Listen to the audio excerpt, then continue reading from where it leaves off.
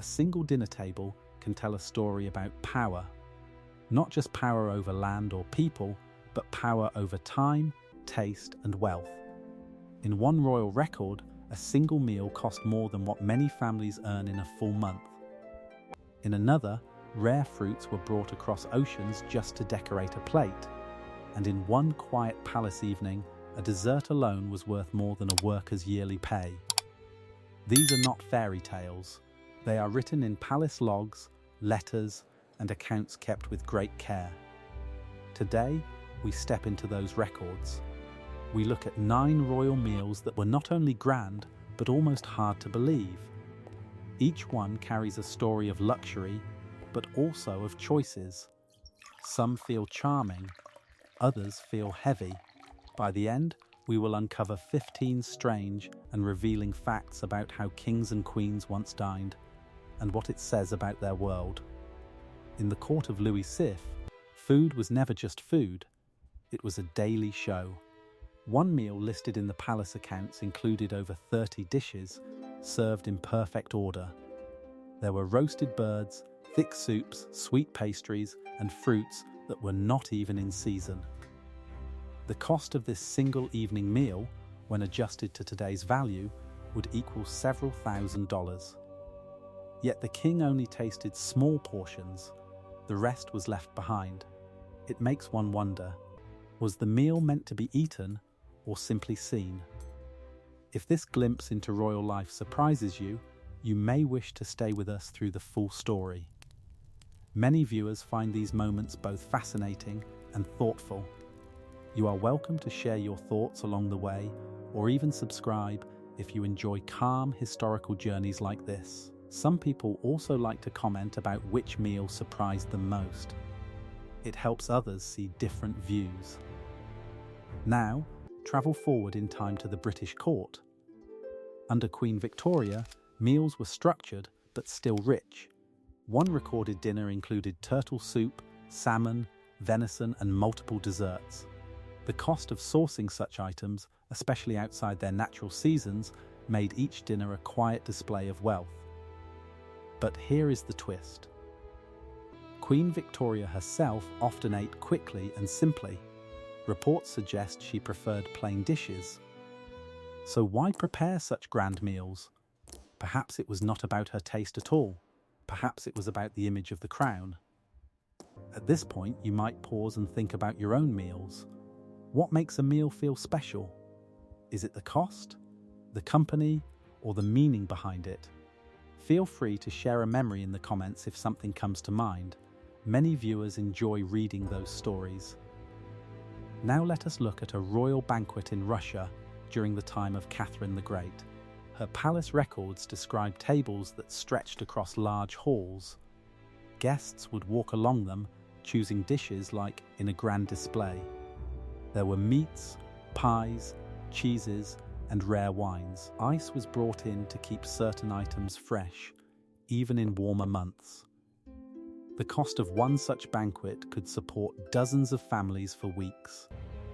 But there is something else hidden here. Many guests did not even eat much. The act of attending was more important than the act of dining. Does that change how we see these meals? As we move deeper, the story becomes more complex.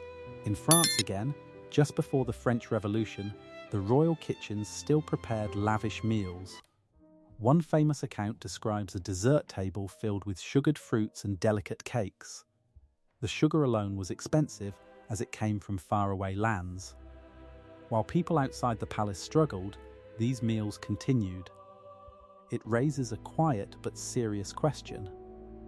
Can food reflect the distance between rulers and their people? If you find this part meaningful, you may consider staying with the channel. Many viewers who enjoy history later return for similar stories. Your presence here is always appreciated, whether you watch quietly or join the conversation. Now consider a very different example. In the court of Emperor Akihito, meals were far more restrained. Even during formal occasions, dishes were carefully measured and balanced, yet the ingredients themselves were of the highest quality. A simple piece of fish might come from a rare source, prepared with perfect care. The cost was still high, but the feeling was calm, almost humble. This contrast invites another thought. Is luxury always loud, or can it be quiet?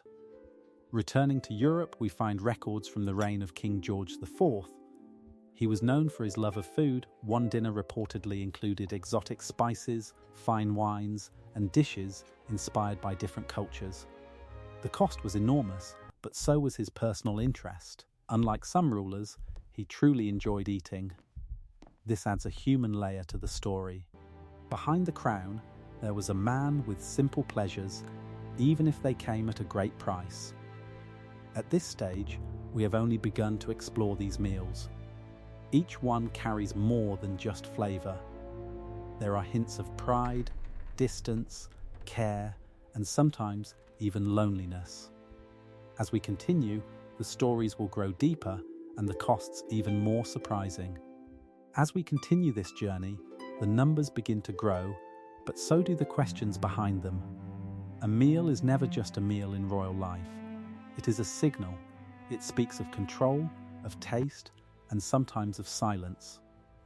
In the court of Nicholas II, the final ruler of Imperial Russia, records show dinners that were both rich and carefully ordered. Silver plates, crystal glasses, and multiple courses were standard. One evening menu listed caviar, roast meats, and imported wines. The cost of such a meal, even in its time, was more than many workers could earn in several weeks. Yet there is a quiet detail that changes the feeling. Nicholas II often dined only with close family. The meals were grand, but the room could feel small. Does wealth always bring warmth, or can it sometimes create distance even at the table?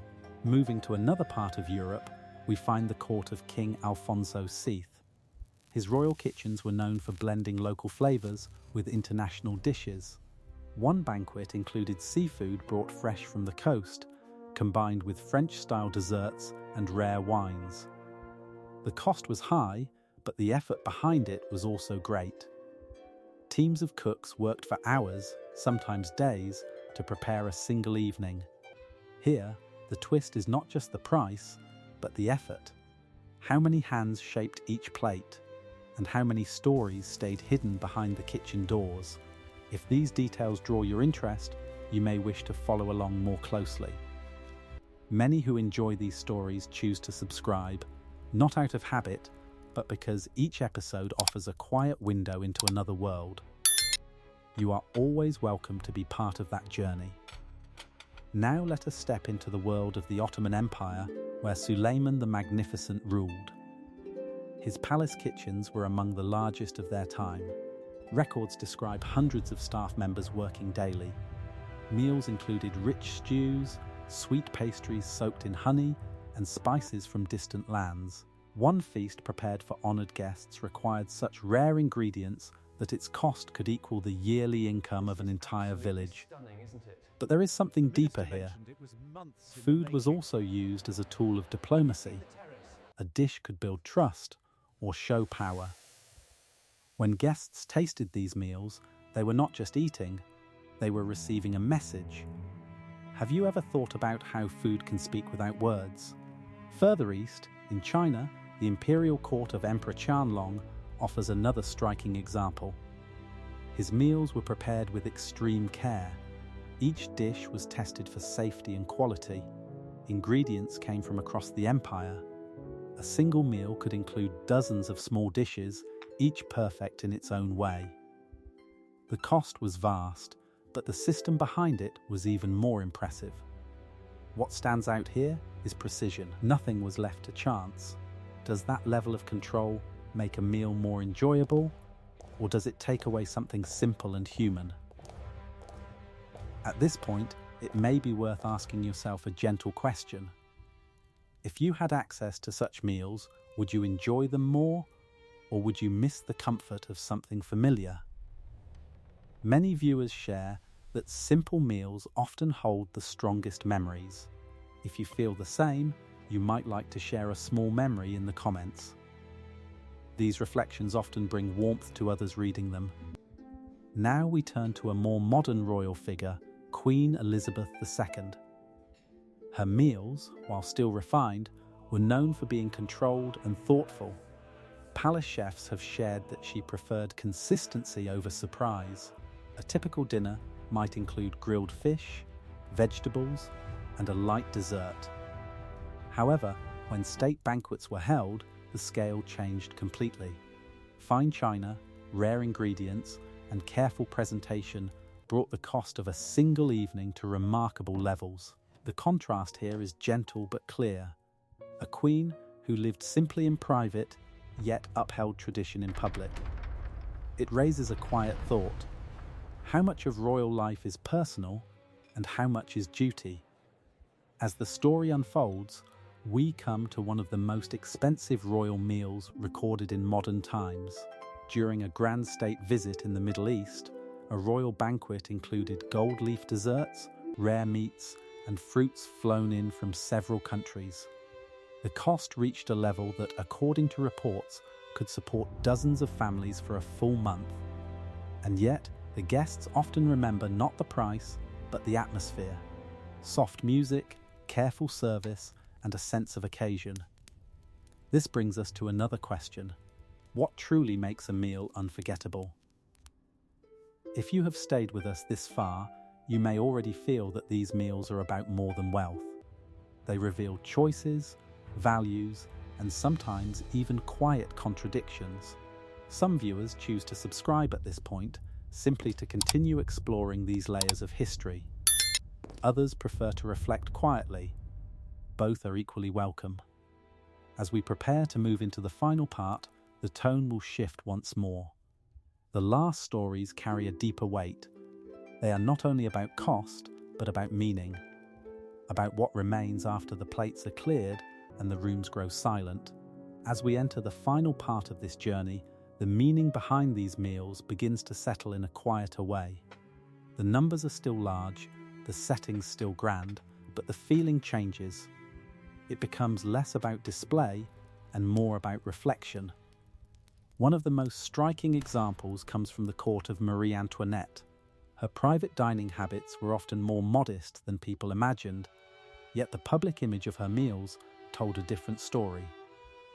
Records from Versailles show tables filled with fine breads, meats, and delicate desserts.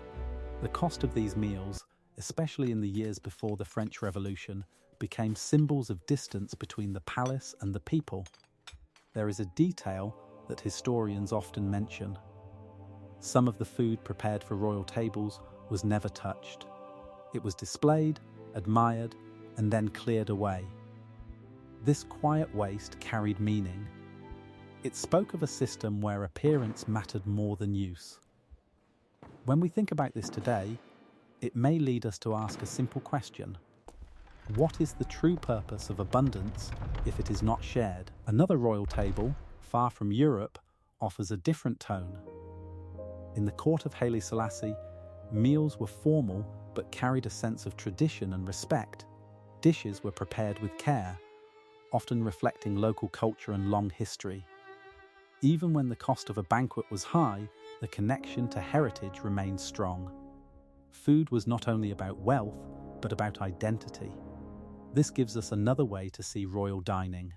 It was not always about showing power.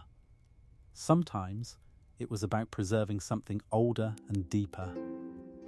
Now consider a smaller, quieter setting. In later years, members of European royal families began to change how they approached meals. Simpler dishes, smaller portions, and less waste became more common. This shift did not happen all at once. It grew slowly, influenced by changing times and public awareness.